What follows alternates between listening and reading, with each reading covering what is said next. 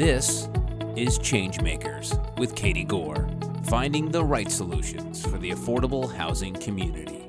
Today's changemaker is Sean Gilbert, the Executive Director of the Tennessee Valley Housing Services and President of NAHRO, where he represents more than 26,000 housing professionals across the nation.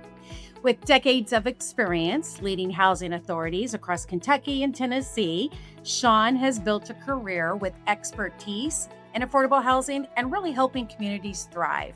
Sean, welcome to the Changemakers podcast. Good morning, Katie. Good afternoon now. Great to be with you. It's great to have you, and I want to hear all about everything NAHRO, everything Kentucky, Tennessee, housing. So we have a lot to get to. I'm really looking forward to this conversation. I know we just saw each other in Nashville, and I want to talk about the NAHRO platform. But first, let's get to know you. Why don't you start by telling us maybe how you got into affordable housing or just what your early days look like, and then we'll fast forward to the current days. Sure. Well, I grew up in southern West Virginia in Hatfield-McCoy country on the Kentucky line. So I grew up in an area that always struggled. There was never, I grew up in an area that had the have-nots, but none of the haves. So growing up, I saw the sense and value of community because everyone around me, I didn't know it, where a lot of people were on Section 8. I grew up playing in the courts, which I later found out were the apartment complexes or the projects, as they would call them around me. I didn't know what that was. I just knew these were my neighbors and my friends, and we took care of each other. And during those days, I saw the struggle. And, there's value in struggle as well as just the value in the accomplishments. So I saw the value of people striving, trying to do better, but I saw that it took a community to make this. I tell people all the time, you can have a home, a house, but you can't have a home without community. Mm-hmm. All these people, even though they didn't have much, none of us had much, we all had home and we all had community. And I knew growing up that as I moved away and went to school, I saw, this isn't the world. Everyone doesn't have to struggle. Right. Everywhere you're at doesn't have to be a perpetual struggle, a perpetual uphill climb. So as when I got out of college, I moved away, and I realized that my heart was really in public service. So I've been lucky and blessed enough ever since I was in my mid-20s. I've never had a job that I didn't consider a career move, and I also never had a position that wasn't in the public realm helping people. And, as I moved around, I ended up sort of getting back towards home after circulating around and realizing that, there's still that need there. There's always going to be that need there. And I was working in public service, and I saw a position at the Housing Authority in Pikeville, Kentucky, and I said, well, that sounds like something that would help a lot of people. And I put in the application, never really thought about it, got the position, and it just started down this path of, I'm blessed in the fact that a lot of people don't find their calling, or they don't find what their role in life is.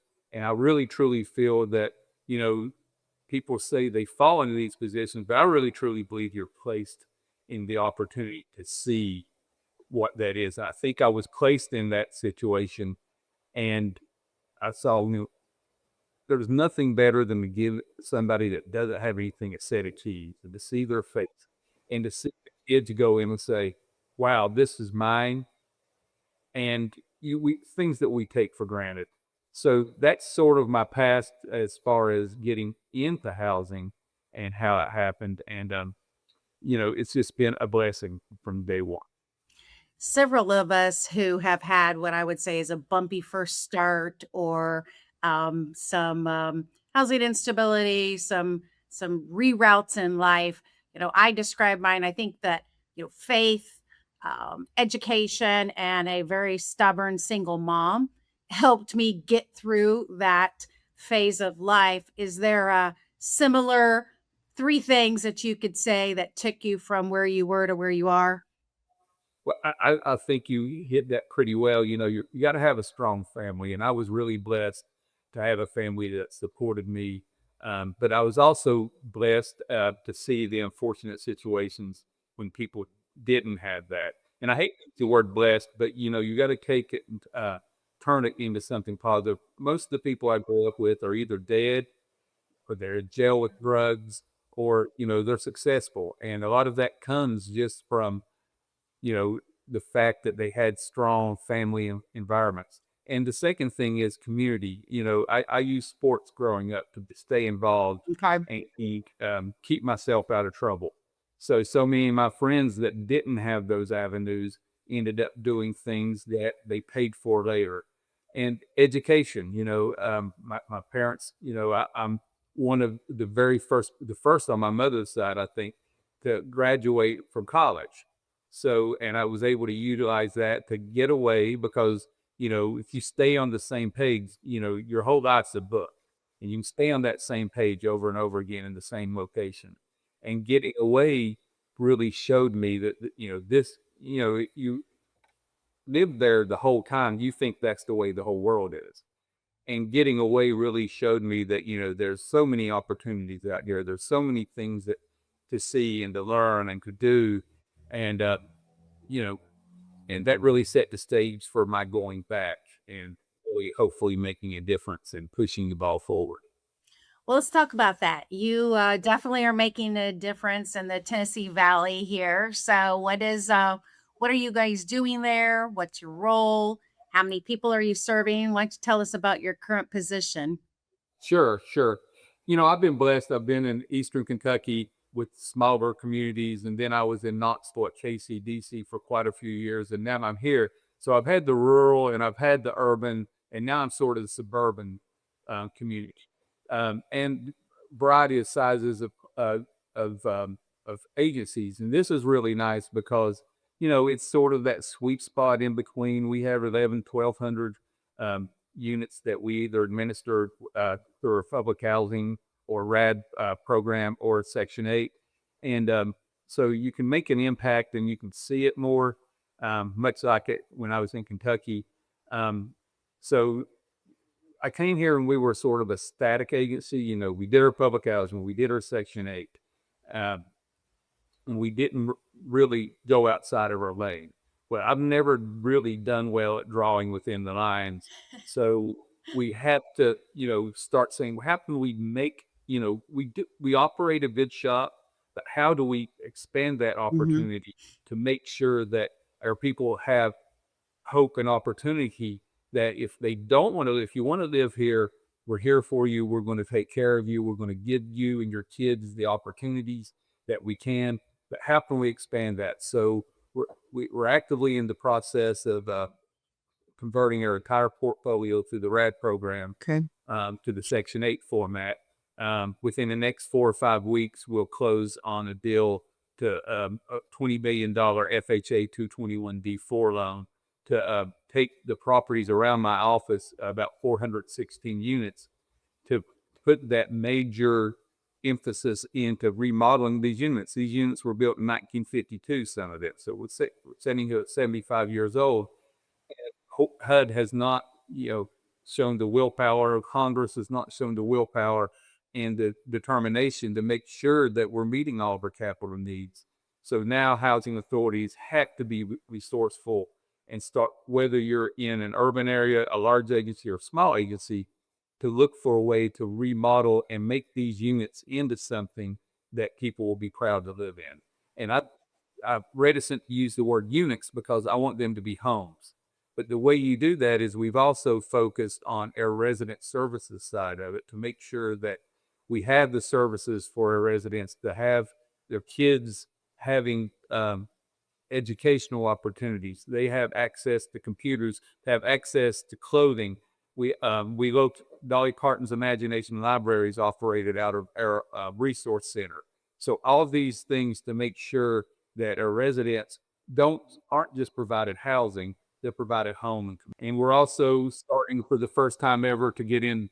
We were just awarded our first tax credit um, allocation. So we're getting ready to start on the building on that. So we're getting into areas that a lot of traditional housing authorities in rural suburban communities, I believe, should be looking at to expand not only their portfolio, but we have such a need. There's so many people out there. I could lease units all day long. Well, I can't lease the units up if I don't have them. So we got to start expanding into those areas. Right. So do you, I mean, you've got multiple financing packages and deals and development going on. You could lease as many units as you could probably get allocated for. Do you have a sense of what that universe is? I mean, is it 10,000? Is it, some astronomical number with a bunch of zeros? Or do you have a sense of what that need would look like? Maybe even today and the near term. What are your projections? Sure. We operate in 5 counties, so it varies from county to county. We're just outside of Knoxville, so we're partly a bedroom community for Knoxville. We're about 45 minutes away, but we're also one of the largest, smallest MSAs, but we're also one of the bigger manufacturing MSAs. Okay. So we have to work that balance in between just creating affordable housing and creating workforce housing. Okay. So, because we have, so many of the companies and manufacturers around here are followed and say, Sean, I don't have the people to staff my company. And we're like, we're here for you and we want to work with you. So we're also talking to the city right now about using tax increment financing to develop units for sale units. And we would be the TIF agent going through here. So we're trying to work in all those arenas. As far as numbers, it's hard to tell because where we butt right up against Knoxville's MSA and we bleed into each other, I think they're building like crazy. We can definitely build another probably 1,000 units between workforce and between just affordable. And I don't know if that would meet the need.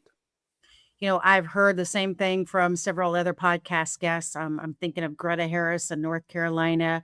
You've got, it doesn't matter what the size of the community is. People are getting phone calls from employers who are saying, I want to move here. I want to expand. My people can't find housing though. Or their commutes are so long out to what they can afford. They can't come in. They don't stay long because the turnover. And you're zooming in on a reality here that impacts economic policy because of the fingers that it has in the labor market. And how does your community boom if it can't have housing for the workers? I mean, that's a legitimate question on economic sustainability for a community. Yeah, exactly. All the time I'm telling people housing is economic development. If you can't have the economic development side of it if you don't have the workforce. So I'm working with the group here between East Tennessee and Southwest Virginia that it's a very rural community, but they're starting to understand that we can't grow and thrive if we don't have housing, and not just housing, we got to have affordable housing. Because I can drive up the street and I can see all kinds of $350,000, $450,000, $550,000, $650,000 homes being built, but trying to find that $200,000 to $250,000 dollar house is tough in today's market. So you have to be creative to get those in. So, but the biggest thing I'm seeing is that people are starting to understand that. The word housing crisis isn't just a word or 2 words out there now. They're saying, Yeah. it's affecting me because I can't get workers. Downtown Knoxville in their square, and I used to use this analogy all the time when I worked there, there's a Tupelo Honey, which is a local chain restaurant. You'd walk in, and I'm not picking on Tupelo Honey, you would have a 2-hour wait. The restaurant would be half full. Yeah. And it's not because of the capacity of the restaurant. It's because they don't have employees that live close enough and can get to work. Right. So how do you combat that? And that's exactly what we started doing in Knoxville and what they're still continuing to do. They're building near the downtown. They're building in places that people can get to work to make sure that you're not inconvenienced when you go downtown and want to grab something to eat. Right. And that's the key to all of this, is that we got to verbalize this. We got to tell that story. Yep. We got to continue to tell that story that, yeah, they'll go in there and think because the place is half full that you have a 2-hour wait, but there's an issue. There is the one issue, and that's they don't have the employees that live close enough and to have affordable housing to live close enough. Right. Let me loop back to something you said about your learning centers, your vision centers. I imagine. I think that's what you said. You called them the Imagine Center. Everybody loves Dolly Parton, even if you're not a country music fan. I believe you quoted her in your NAHRO speech. Tell us about that partnership. How did it happen? Brag on your team a little here as to what you guys have done. Sure. It's Dolly Parton's Imagination Library, and I'm fortunate, she's from Sevierville, which is just in between Knoxville and where I'm at now. Mm-hmm. Haven't met her, but you hear this, Dolly, I would like to meet you. Well, let's manifest it. Dolly Make and it Sean, like let's do a meet and greet. Let's make it happen. There you go. But we have the Hamlin County, that's the County Imagination Library, and I serve on that board. And, the goal of that board, just so people knows, is that every child below the age of 5 would get a book a month and for 60 months to combat the literacy issue that we have across the country.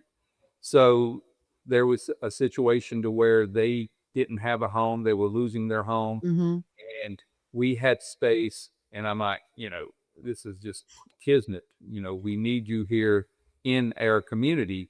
So we located them, we charged them a whole $1 a year to be there just for bookkeeping Right. records. Yeah. But then now they participate. We've been able to work with them, and they've done this on their own, really, to have the old bookmobiles that you have. So now Dolly's got her bookmobile here locally, and we have books on site, that we have their volunteer staff on site. So when we have an event, they show up.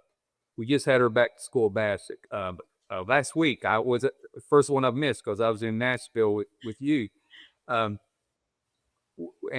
every one of those kids got a book. Yeah. Every one of these kids got school supplies. Every one of those kids at Christmas time, they were there dressed up like the Grinch, reading the Grinch story and making sure the kids have books and get signed up. And they operate that out of our shop, not just for our people, but for everyone in the county. You get signed up when you're born in the county for that program. Mm-hmm. We have signups here. So it's just a great way to show, get these kids excited in reading. Mm-hmm. Because one of the key indicators for the third graders, 8-year-olds, is 10 years later, they're basing, to a large degree, the number of jail cells we need on third grade reading level. So I would much rather us be building libraries than prisons. Right. And if we can combat that, that's what we're going to do. And we're going to continue to do that, provide those type of educational opportunities for our kids. It's going to make our lives so much easier if these kids are going to school and playing in sports and positioning themselves for that, as opposed to not being in school, breaking playground equipment and breaking windows and doing all that stuff. Our job's easier, it makes their lives better, and it makes their parents be able to not worry about them and take care of themselves sometimes too. Yeah, what a clever partnership. I'm so happy to hear that, like the Dolly imprint, right? And her own personal story too. I mean, like she's pouring back into tons and tons of people at this, kids at this point with her legacy. And, she had a rough road to getting to be where she was. So she wasn't handed an easy route. And so it's just, like her story seems like what the doors of affordable housing can do for people too. If you're not the musician and you don't have that natural talent, a door for housing can also stabilize a person. So there's a lot of symbolism there, I think.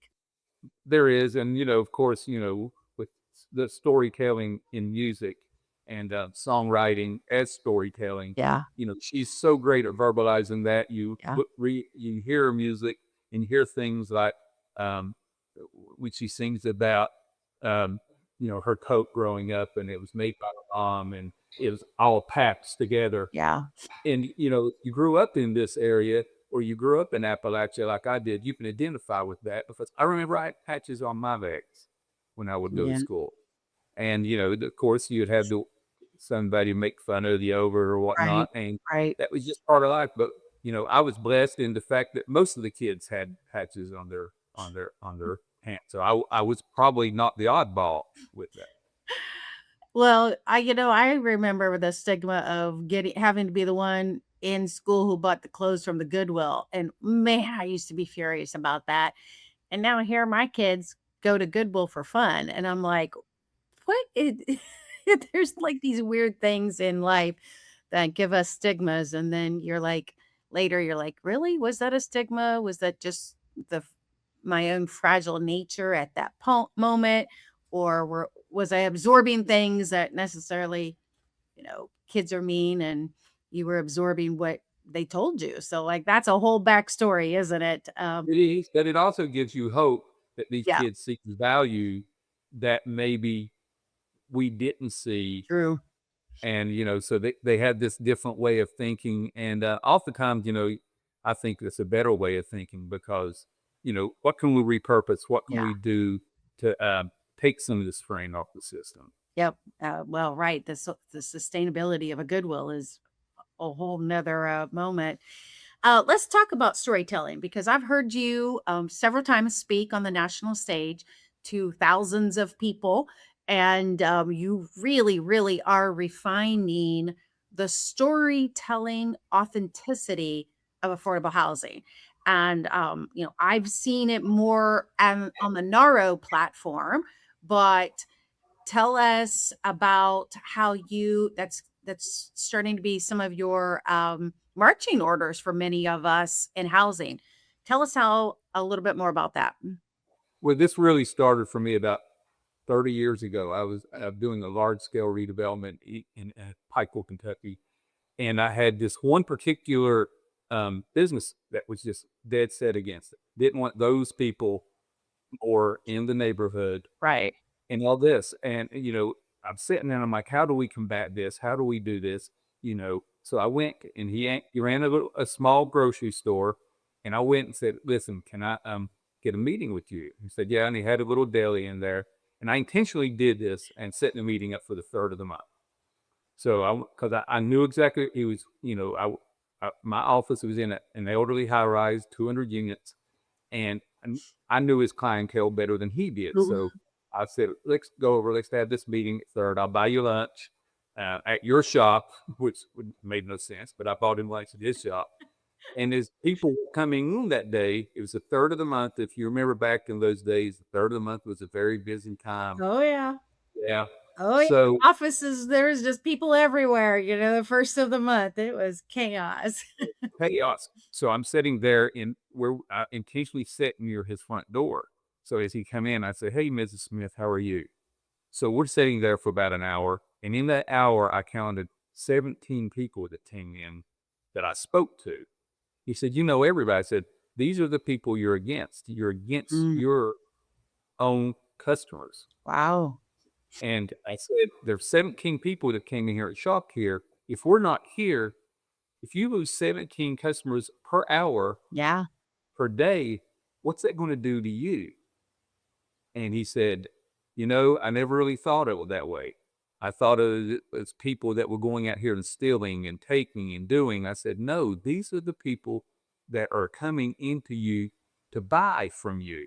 I said, when one of them was leaving about that time, I said, and that shopping cart's pretty full today. He goes, you're exactly right, it is. He goes, you won't hear another word out of it. So we got to tell our stories and turn detractors into supporters, which he became a supporter that day. Correct. So, and we were able to get this project done. We were able to put 60 beautiful new units in, tax credit units in, just directly up the road from him. And those became his customers as well. So my staff will hear me all the time. These are not always residents. They're customers. They're our customers. And some of our people can't tell those stories. So it's important and imperative that we do, because somebody's going to be telling our story. If they had told our story And he thought they were all going to be people that took from the system, but they were actually people that were making sure that he had a place to live and his kids were educated and that he had the vehicle that he had and the homes that he had. And from that day forward, you know, it was a great situation and he became a supporter. So that's where the story in my mind started, was that one conversation almost 30 years ago. And over the years, you know, I wasn't in the position that I am now to say, we have to tell our stories. We have to tell our stories for our communities and for our residents. And it makes our job so much easier when we tell those stories effectively. And we use stories like that and we bring people and individuals in to those stories. And I truly think that one of the reasons that we've had the funding we've had over the past few years is that people at NAHRO are advocating such a better way that those stories are making an impact. And when, you know, we won the National Postal Contest, What Home Means to Me, a couple of years ago. And we took the winner, and I think she was 11 or 12 at the time. We took her to DC, and we took her to every one of our congressional representatives. This talented young lady is why we do what we do and why you should be doing what you do. And, you know, every one of them except for one that I have a bone with to this day, and I won't name this person's name, came out and, you know, talked and wanted to engage. And that could have faced in a story. And this is an individual that was so shy, you know, she didn't talk to anybody. Now I walk out, she'll see me, she'll run up and give you a hug. So all this stuff ties back into the fabric of community and home. And it all ties ultimately in that we got to tell this story and we got to be good at it. So we can't just be there thinking on the spot. You have to refine that story, because the story I told you about sitting down with the gentleman in his store, I've told over and over and over again, because I hope will encourage people to say, don't give up. Just because you have somebody that is opposed to you at that time, that's an opportunity too for education. So that's why I think it's important. That's why when we were there on the first day at the symposium, we brought together leaders to talk about storytelling. Because my goal is to have some sort of kit for people to take back and say, this is your storytelling kit on how you start refining your story. And I hope we'll have that fairly soon, because, you know, you can take this and start thinking about that interaction that you had could be a story. It might not be your story. It might be the story across the street of a person you help, because we have a lot of stories out there that, you know, we're part of that we're never even going to know that we are part of. So we got to start being really, really focused and intentional about that. And every day, you know, in every conference that I'm involved with while I'm NAHRO president, you're always going to hear about storytelling and the importance and the power of how that affects community. And that affects every single one of us. You've been challenging us for some good time to be able to actually tell those stories. So let's talk about the manifestation of that, because you know every single person in this industry has almost an obligation, not just to ask for the funds, but they need to talk about the results. They need to talk about the stories. They need to talk about what I like to say is keep your win journal. That's what I tell everybody too, because unfortunately there are a lot of horror stories, and those are the outliers. Those are not the norms throughout the industry. So, you know, we've got to be able to talk about the wins. We've got to be able to talk about the stories, the impacts, the performance measures, all of those, not just allow those horror stories to flare up like they do. Let's talk about NAHRO for a minute here. Congratulations on that in that post. And your term is going to yield a couple of things. You've got an agenda, and but just tell us more about what your goals are for NAHRO. Maybe even for people who aren't members of NAHRO. Like tell us what you guys want to accomplish, what you want to accomplish. Sure. You know, NAHRO, as you said, it's the largest affordable housing organization in the country. We represent 26,000 members, most of the housing authorities.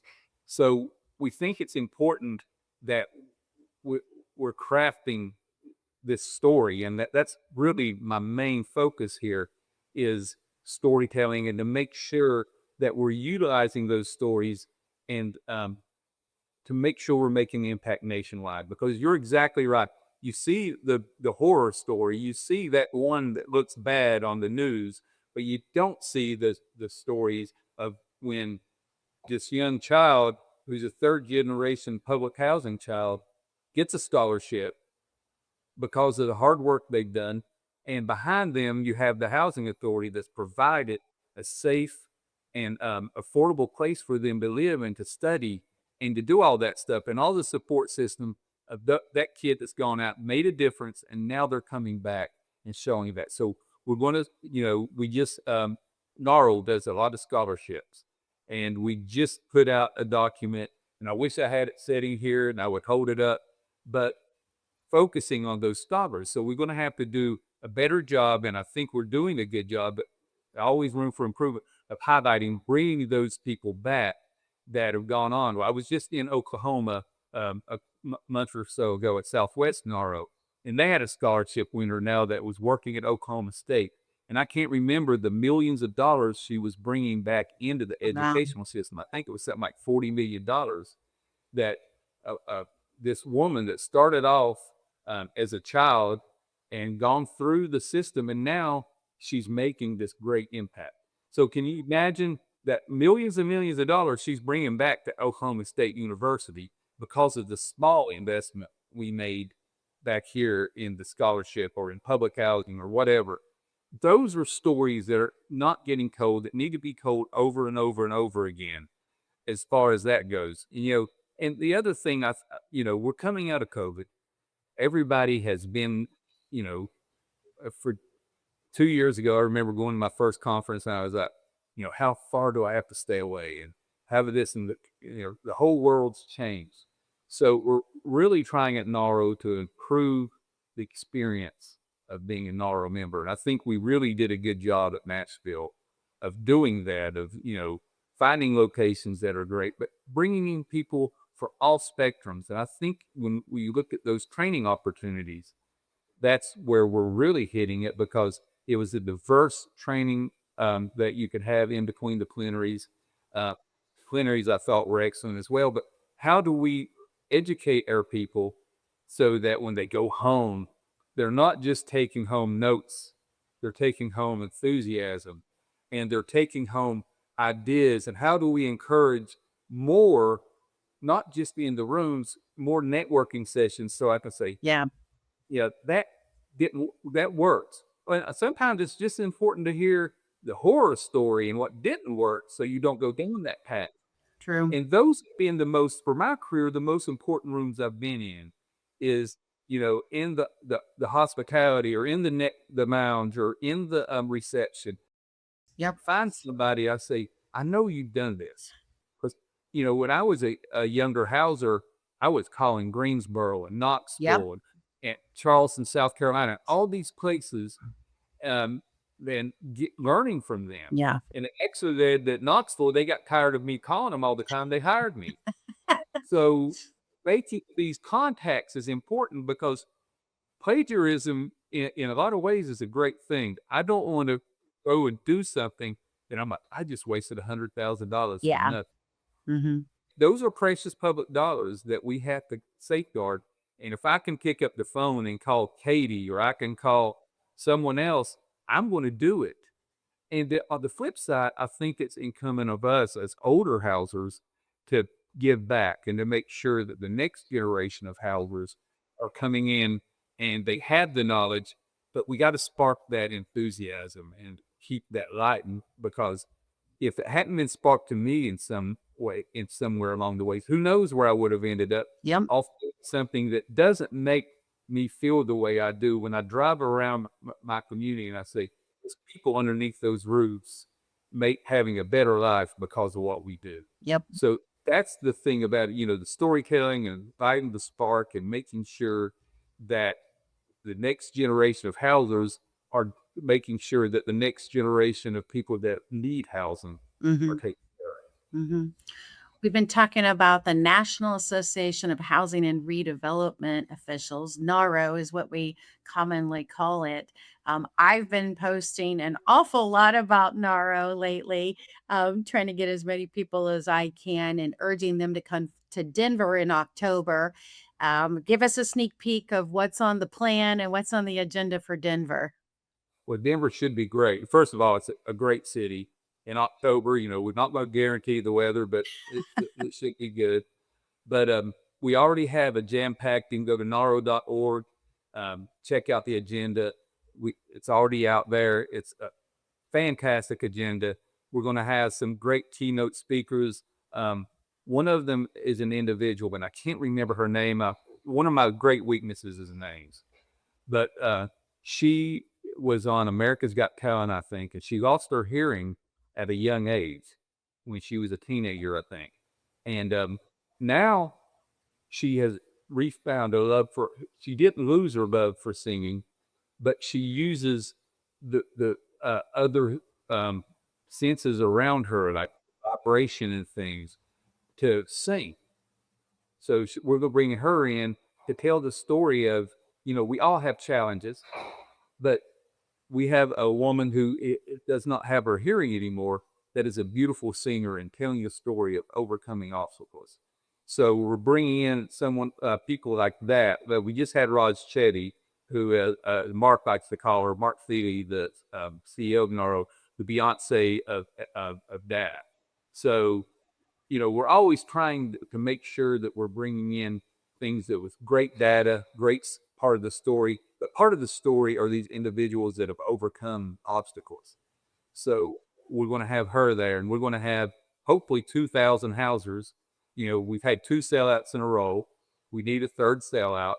And I don't know what the sellout number is, but whatever it is, that's where I want to be, because I can see the energy and the excitement building in NAHRO, because we had a sold out show in DC, and this is an off election year. To sell out an off election year is an anomaly that I hope is not an anomaly moving forward. So come on down. You'll be there. There'll be hundreds of other vendors there. It can be hundreds of houses, and we hope to have 200 or 300 or 400 new houses, because we just had about 118, I think, in Nashville. And that's what we need. We need to keep seeding this and make people understand the value of a safe, affordable place to call home.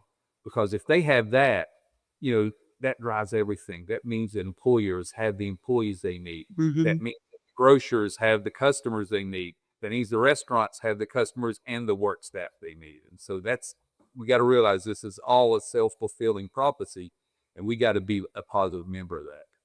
I just looked it up while you were talking. It's Mandy Harvey is her name, and singer-songwriter, author, who is deaf, but she transforms silence into sound and connection. So what a unique inclusion there to the agenda for Denver. So everybody can check out NAHRO, NAHRO. Just put in that with Denver and they'll get right to the link. And I've been posting about it. You've been posting about it. So lots of people trying to make sure.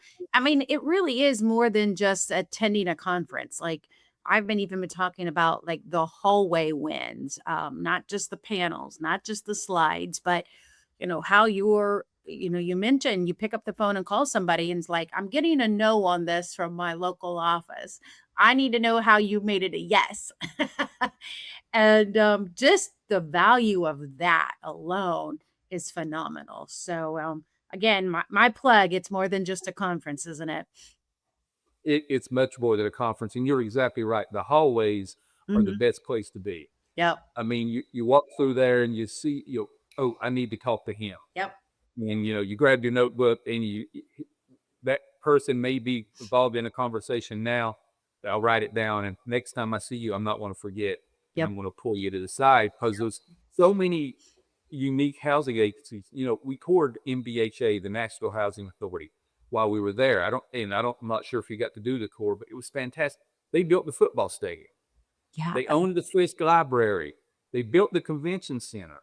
On top of providing stellar housing, Yep. they're providing economic development. I think they administer the TIP program. So they do so much that they own half the parking garages in Nashville. Mm-hmm. So there's so many unique things and unique ways that housing authorities just need to say, okay, we're not in this box. And if we aren't, we're pushing the boundaries to make that box bigger. So, we just, in Tennessee a couple years ago, as we go through the RAD process, so many of us are starting to utilize tax credits. And as you create these tax credit entities, they can't be insured. We're self-insured. Well, don't tell us we can't.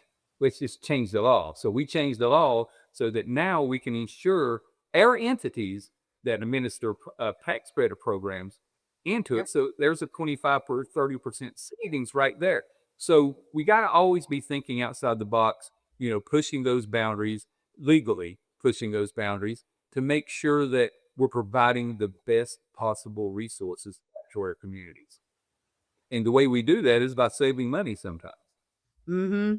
And, the synergy of getting some of those regional partnerships and then expanding it to national. So, well, Sean, I really appreciate your time. Again, I've been talking with Sean Gilbert, the Executive Director of the Tennessee Valley Housing Services and the President of NAHRO. Sean, thank you so much for your time. Anything else you want to add before we close out? Sure. I just want to say thank you, Katie, for having me. This has been a pleasure. I'm a nerd for this stuff. My wife tells me all the time, you can talk about something else besides housing or football.